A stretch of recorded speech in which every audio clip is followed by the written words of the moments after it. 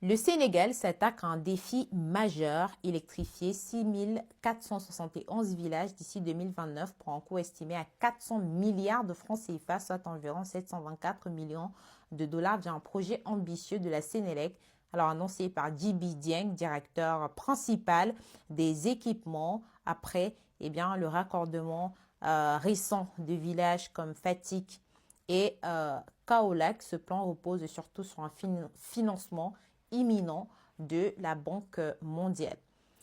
Alors, il faut savoir qu'avec 84% d'accès national en 2024, 100% en ville, mais seulement 66% en zone rurale, cette initiative va accélérer la réduction du fossé urbain-rural, s'inscrivant bien sûr dans une stratégie nationale pluriannuelle pour atteindre l'accès universel avant l'échéance des ODD 7 en 2030. Alors, dites-moi en commentaire ce que vous en pensez. On continuera de suivre l'actualité au Sénégal.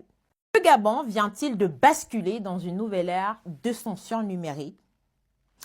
Depuis Libreville, en tout cas, la haute autorité de la communication a annoncé la suspension immédiate de l'accès aux réseaux sociaux sur tout le territoire national, et cela jusqu'à nouvel ordre. Officiellement, le régulateur affirme répondre à une multiplication de contenus jugés inappropriés, diffamatoires, haineux ou injurieux, accusés de menacer la dignité des citoyens, la cohésion sociale et la stabilité des institutions et même la sécurité nationale.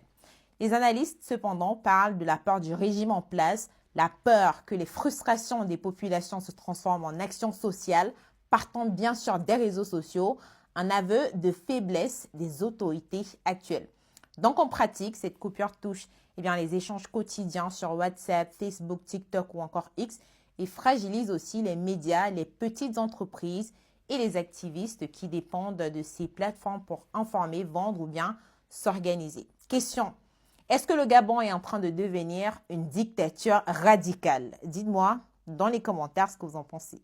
La Russie et le Burkina Faso ont discuté ce 18 février d'une coopération approfondie dans le domaine de la gestion publique. Alors, au cœur des échanges entre l'ambassadeur russe Igor Martynov et le ministre des Serviteurs du Peuple Mathias Traoré, la modernisation de l'administration, le développement des compétences, mais surtout la montée en capacité ou la montée en puissance de l'État burkinabé.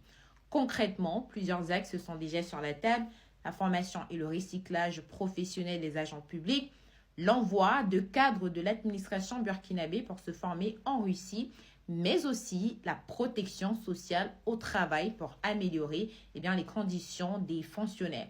Autre priorité stratégique, c'était justement la digitalisation des actes administratifs, un enjeu clé pour rendre l'appareil d'État plus efficace, plus rapide et plus transparent. Alors, Moscou et Ouagadougou, on le sait, continuent de renforcer leur partenariat, et ça dans tous les domaines. Dites-moi dans les commentaires ce que vous en pensez. Le président de la refondation de Madagascar, Mikhaël Randrianirina, est en visite officielle à Moscou où il va rencontrer son homologue russe, Vladimir Poutine. Alors ensemble, les deux présidents vont parler justement du renforcement des liens diplomatiques et sécuritaires entre les deux pays, entre Moscou et Madagascar. Alors, il faut savoir que Madagascar se rapproche de plus en plus de la Russie depuis ces derniers temps. Récemment, il y a eu du matériel militaire russe qui a été livré aux soldats malgaches. Alors, on continuera de suivre la situation, on continuera de suivre l'actualité.